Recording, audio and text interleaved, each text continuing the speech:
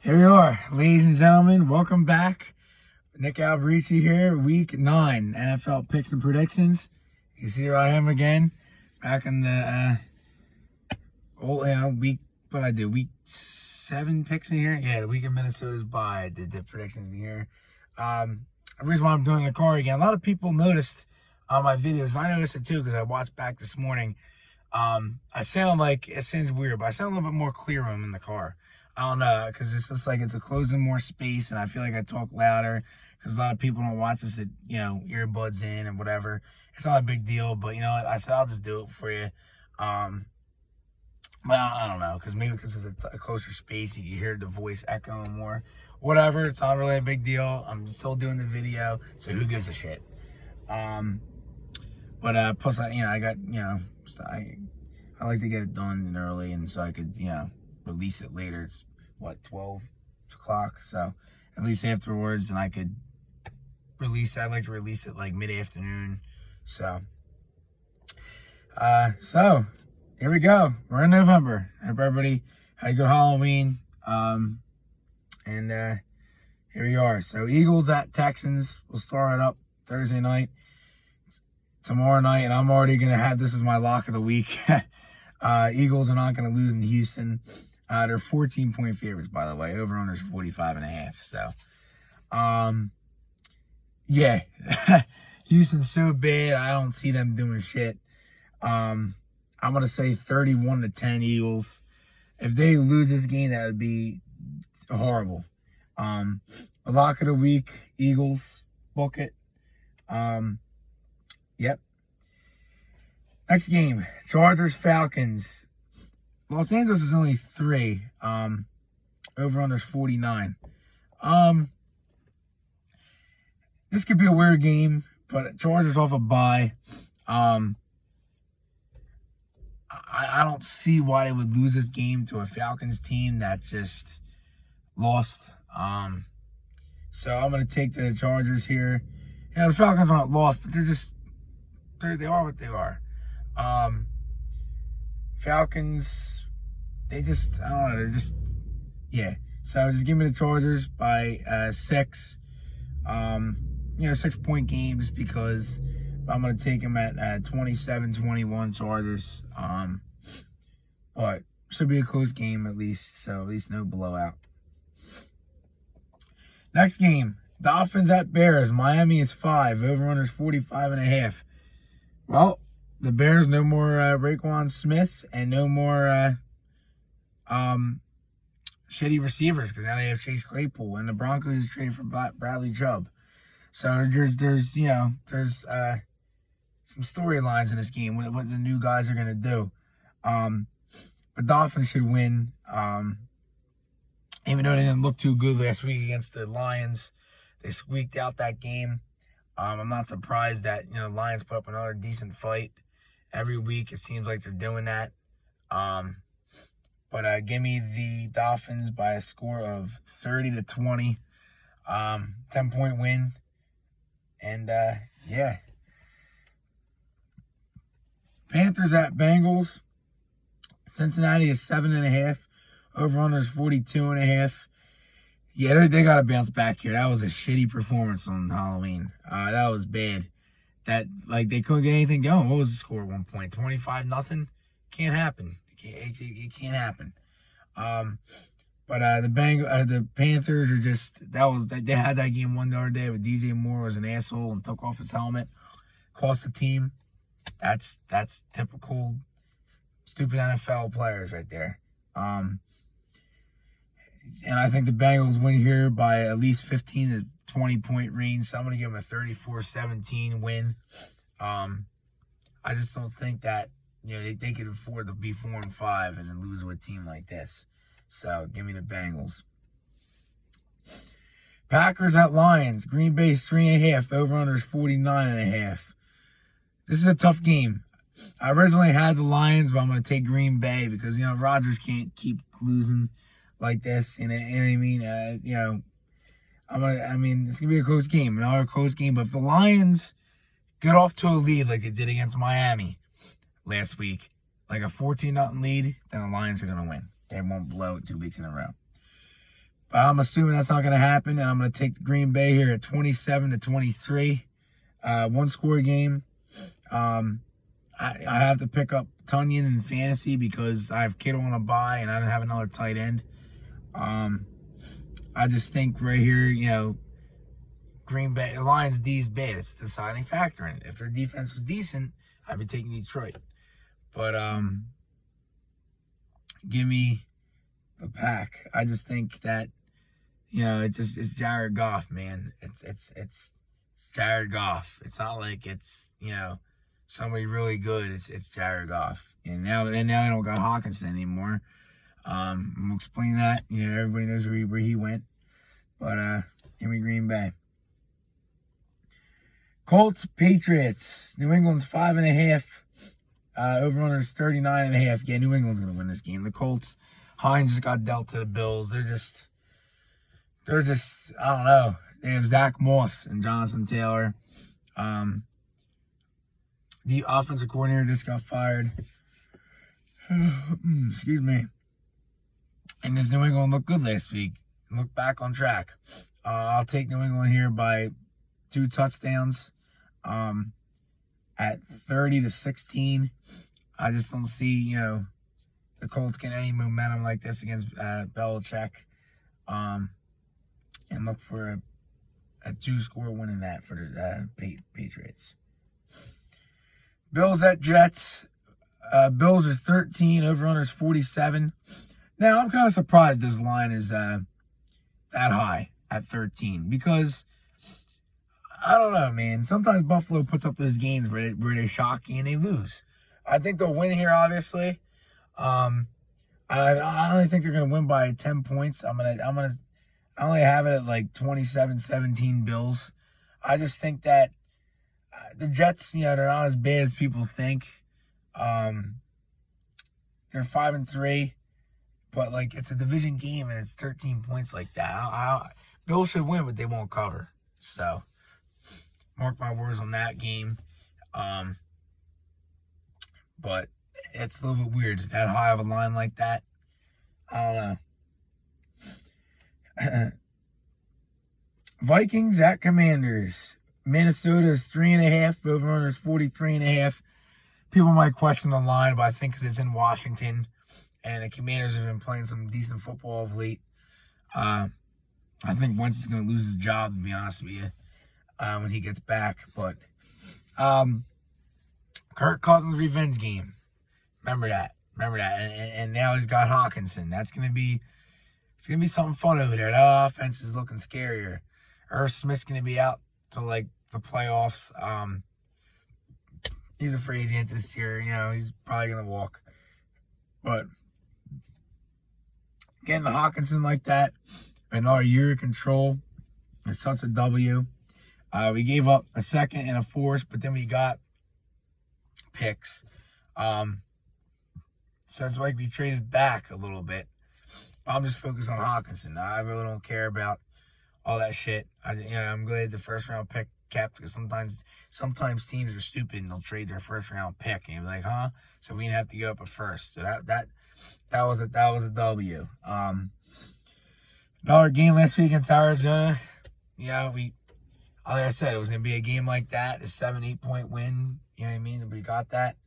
But this game, I think we shouldn't have any problem here. If we do, I wouldn't look at it as a thing like but because we're on the road. If we were playing them at home, we shouldn't. It'd be different. But I have Vikings winning this game here, 28-17. Washington just doesn't score, man. They just don't score.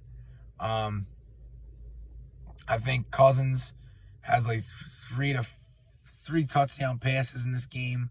I think that Dalvin Cook scores. I think JJ scores a touchdown.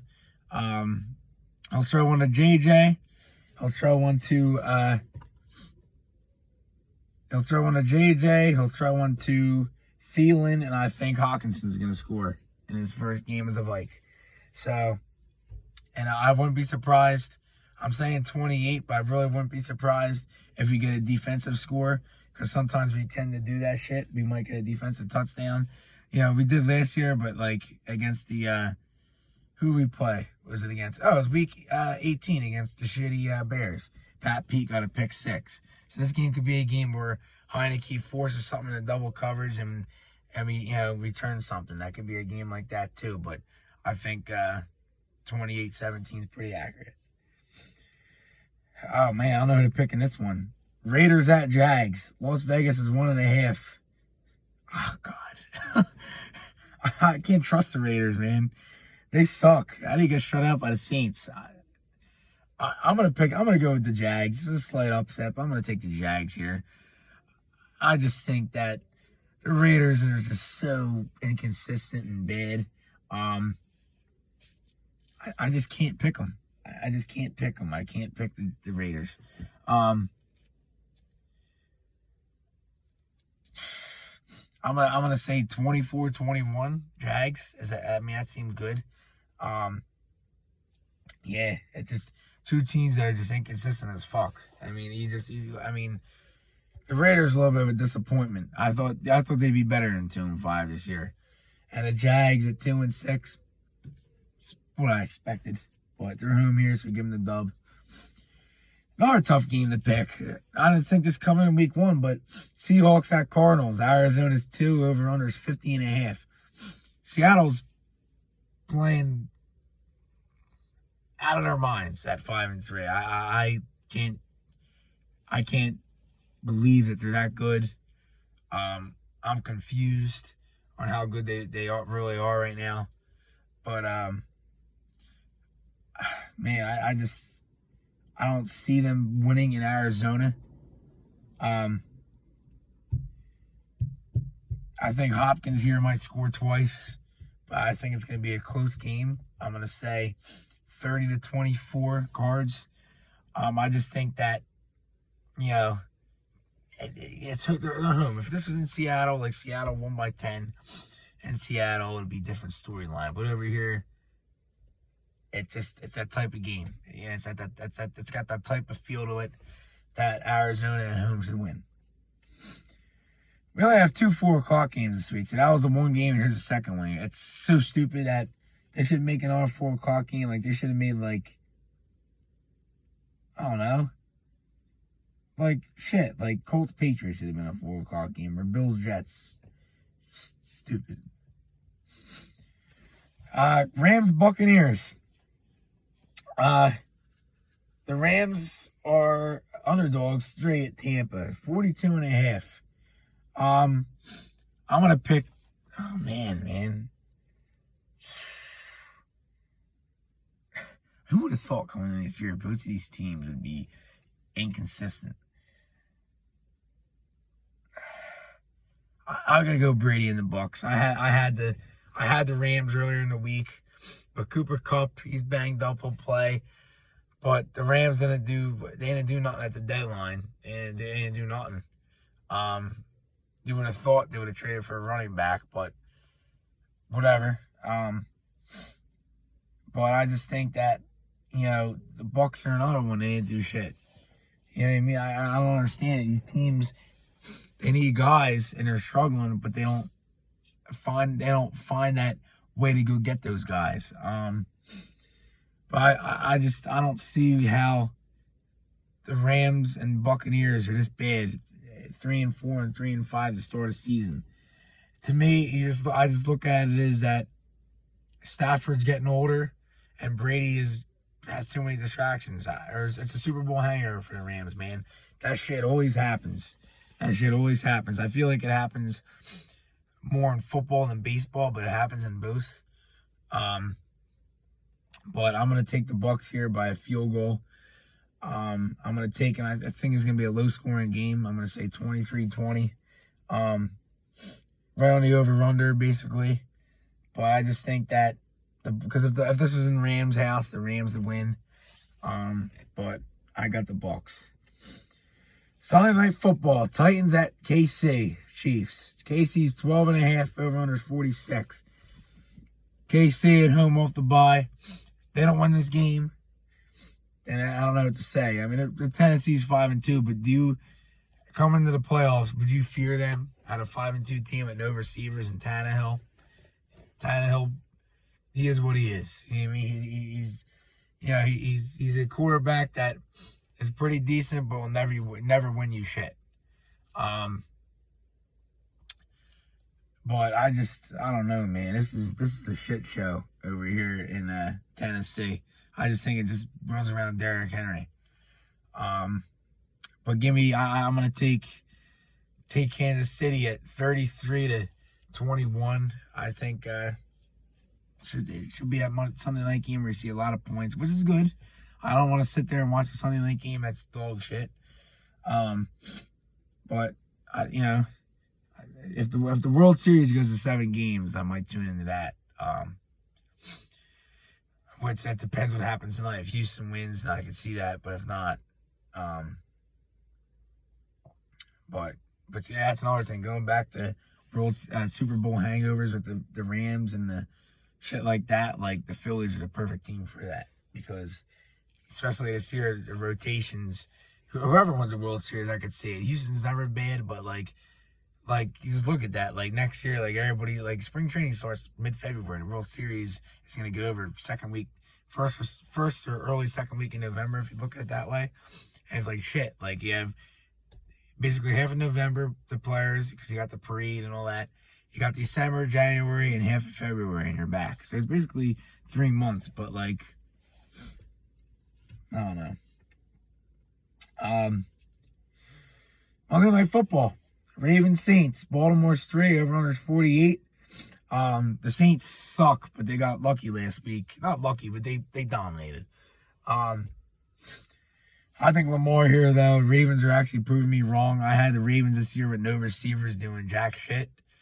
But Baltimore just continues to find ways to win. And that's the main point of it. I mean, our head coach Kevin O'Connell, that's what he says. If we're just finding ways to win, they're finding ways to win. I mean, that's good.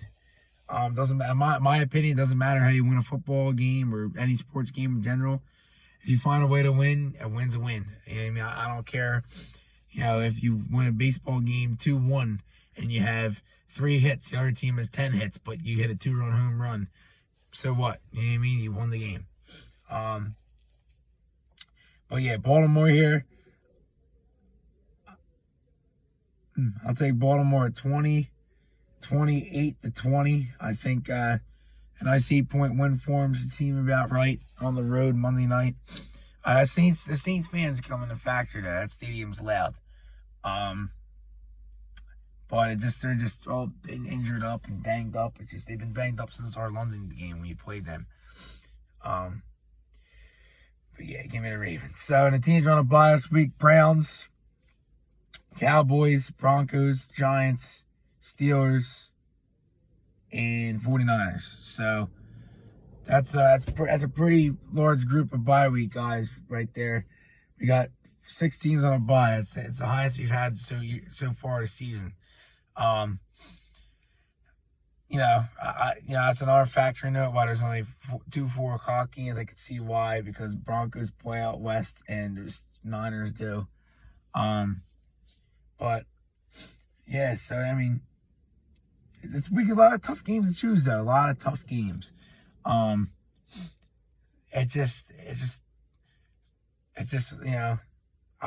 fact that I took the lock of the week on Thursday night and the game that's on Thursday night's got to be such a shit game.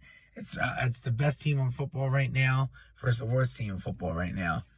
I don't know why NFL does that to us, but luckily I got to work tomorrow night and like it'll be on in there, that and the Phillies, but like at least I won't be like looking at it all the time. I'll be, because by the time I get out of work it'll probably be 10 o'clock, so the game will be half over, more than half over, which is good.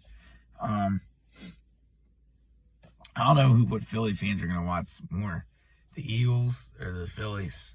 Depends. If the series is tied 2-2, I think the Phillies fans might lock into that more. But if it's 3-1 Phillies, they'll turn it on. Like a lot of people watch the Eagles, but they'll turn on the Phillies if they're like likely to close it out or something. We'll see. But that's it. That's what I got for you. Man, already the halfway point of the year. It just feels like it was summertime and training camp. Wow, And before you know it, I'll be sitting here doing NFC championship or championship weekend picks and predictions. That shit'll be a fucking 6-minute video. You know what I mean? It's, I'm doing 20-minute videos, but it's what it is. So, maybe this year I'll do a playoff video preview. I'll do that with I'll mix that in with wild card predictions. I don't know. I gotta see, but that's all. So, have a good week. Enjoy the games. And as I said, people like me, they said my voice seems louder. They could hear better. Maybe, I don't know. Because sometimes phones get all screwed up because, the sound bar on the phone, some phones you can hear louder than others. But I don't know. Just let me know if you like it. You know what I mean? Or if not, I'll continue to do it in my basement or my kitchen. So, all right, guys. Have a good week. Enjoy the games. And as always, Skol Vikes. 6-1 and looking good.